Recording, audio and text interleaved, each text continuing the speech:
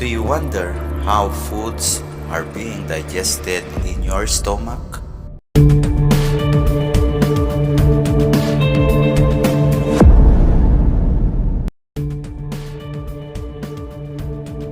How does the digestive system work? Think about the food you eat. Biting is the first step in breaking down food. When you chew your food, your teeth grind it into smaller pieces. As you chew, the salivary glands make saliva. Saliva is carried through tiny tubes to your mouth to make your food wet and easy to swallow. Enzyme in the saliva called amylase begins the process of chemical digestion. Amylase breaks down the carbohydrates in food into a form of sugar called maltose. Maltose makes bread sweet.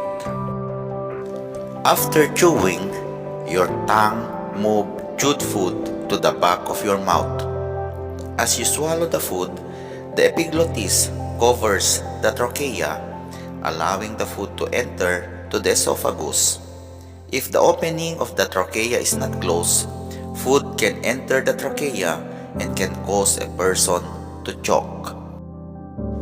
As food enters a long tube called esophagus, muscles in the esophagus squeeze and push the food toward the stomach by peristalsis.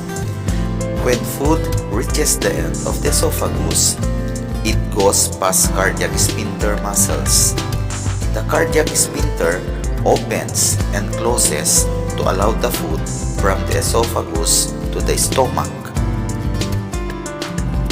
As the food reaches the stomach muscles squeeze and mix food with gastric juices. Gastric juices contain mucus, enzyme, hydrochloric acid, and water. The protease enzymes in the gastric juices break down the protein in the food.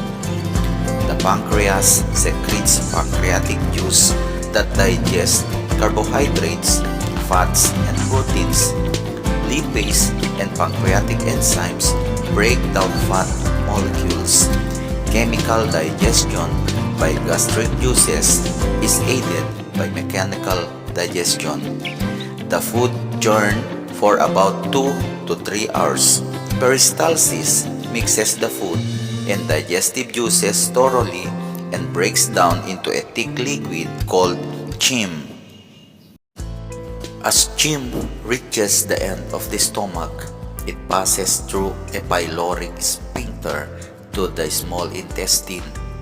The food that reaches the small intestine contains undigested nutrients such as carbohydrates, fats, and proteins. The liver produces bile, which goes through the gallbladder, then to the small intestine to help digest fats.